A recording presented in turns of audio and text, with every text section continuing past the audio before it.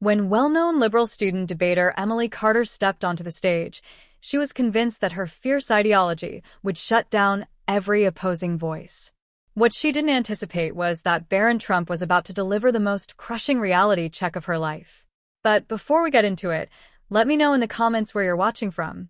The prestigious debate forum had gathered some of the brightest young minds from universities across America.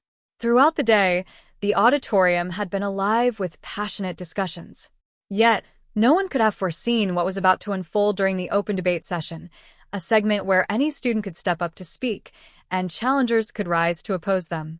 The atmosphere was charged with intellectual energy when Emily Carter, known for her aggressive debating style, confidently strode to the podium. Her purple hair was as bold as her demeanor.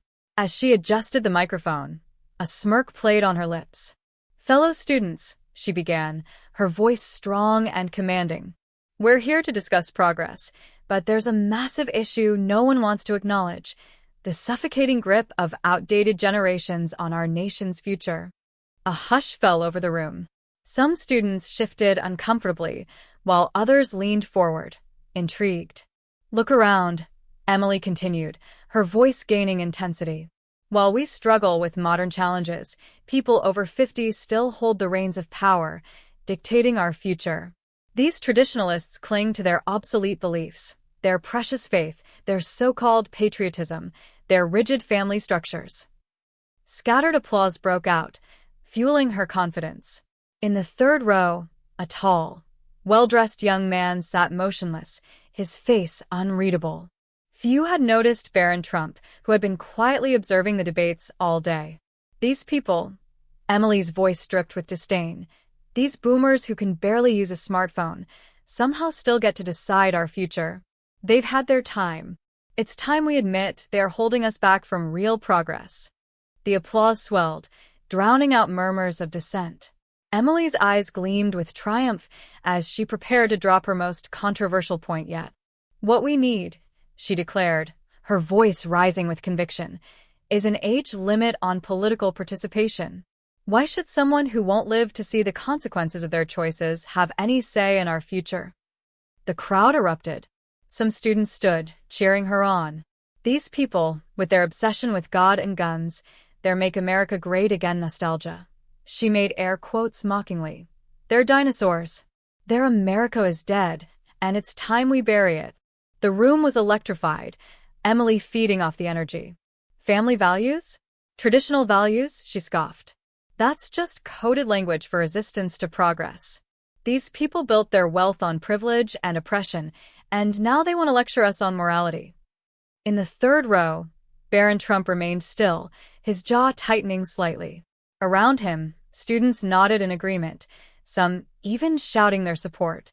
"I propose," Emily's voice cut through the noise, "that we start a movement to restrict voting rights and public office positions to those under 50. They had their chance and they failed. Now it's our turn."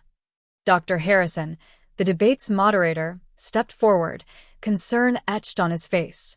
"Would anyone like to present a counterargument?" he asked, his voice barely audible over the roaring applause. Emily crossed her arms, satisfaction clear on her face. The room began to settle as students glanced around, wondering if anyone would dare challenge her. "Anyone?" Dr. Harrison repeated, already reaching for his notes to move on.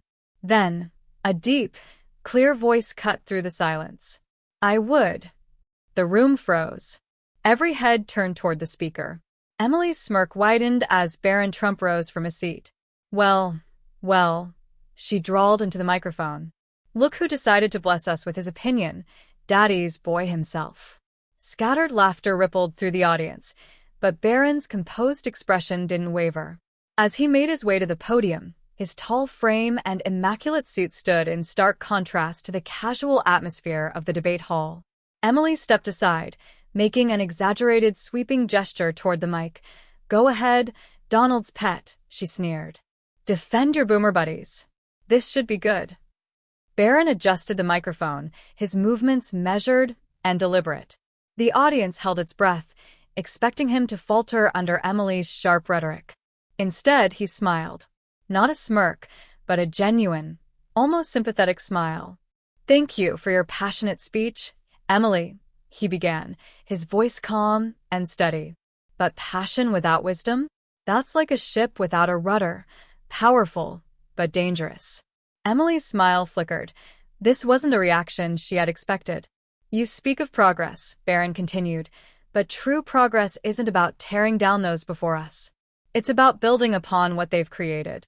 He paused, letting his words land. When you argue that people over 50 shouldn't have a say in our future, do you realize you're talking about the very people who built the technology you use to research your arguments? Emily started to interrupt, but Barron held up a hand. His voice remained respectful. Please. I listened carefully to every word you said. The audience shifted. This was unfamiliar territory. Emily was rarely challenged so directly, yet here she was, being checked with quiet confidence. You mentioned smartphones, Barron said, his tone almost amused. Did you know many of the key innovations in your iPhone were developed by people now in their 60s and 70s, the very boomers you want to silence? Emily rolled her eyes. That's ancient history. Speaking of history, Barron interjected smoothly, his voice firming. Let's talk about your claim that their America is dead. A steely undertone crept into his otherwise polite demeanor. The America they built, he continued, is what provides the very platform you're using to attack them. The universities we study at, built by them. The prosperity that allows us to debate instead of struggle, created by them. The freedom to speak your mind without fear, protected by them. The room was transfixed. Even Emily's most vocal supporters hesitated. They don't understand modern problems. Emily snapped, frustration creeping in. Barron raised an eyebrow. The generation that lived through the Cold War, the civil rights movement, economic collapses, the birth of the digital age? You think they don't understand complex problems? He let the question hang. They solved problems we haven't even begun to face yet. Emily's face reddened. But their values, she started. Their values? Barron's voice carried a quiet strength. You mean like hard work, personal responsibility, respect for others? The same values that built the greatest nation on earth. He gestured around. Everything in this room, from the chairs you're sitting on to the democracy that allows this very debate, was built by people who held those values. The murmuring grew louder. Students exchanged glances. Emily's supporters were growing quieter. And then, Barron delivered the final blow. In your vision of progress, Emily, is there room for anyone who disagrees with you? His voice was almost gentle now. Or is diversity only acceptable when it fits your narrative? Emily opened her mouth, then shut it. For the first time that night, she had no words. And the silence that followed? It spoke louder than any argument ever could. Emily let out a shaky breath. For not tearing me down when you had every right to. For showing me what real debate looks like. And for reminding me that wisdom isn't just about age, it's about being willing to listen. Barron's smile deepened. That's all any of us can do. Listen, learn, and grow. She nodded, looking down for a moment before meeting his gaze again. I still have a lot to learn. We all do, Barron said simply. But realizing that is the first step. Emily let out a small, almost nervous laugh. Maybe next time, I'll argue for something a little less extreme. Barron chuckled. That's the beauty of debate. It's not about winning or losing. It's about finding the truth. For the first time all day, Emily truly smiled. And as they parted ways, she knew that this debate had changed her, not just as a speaker, but as a person.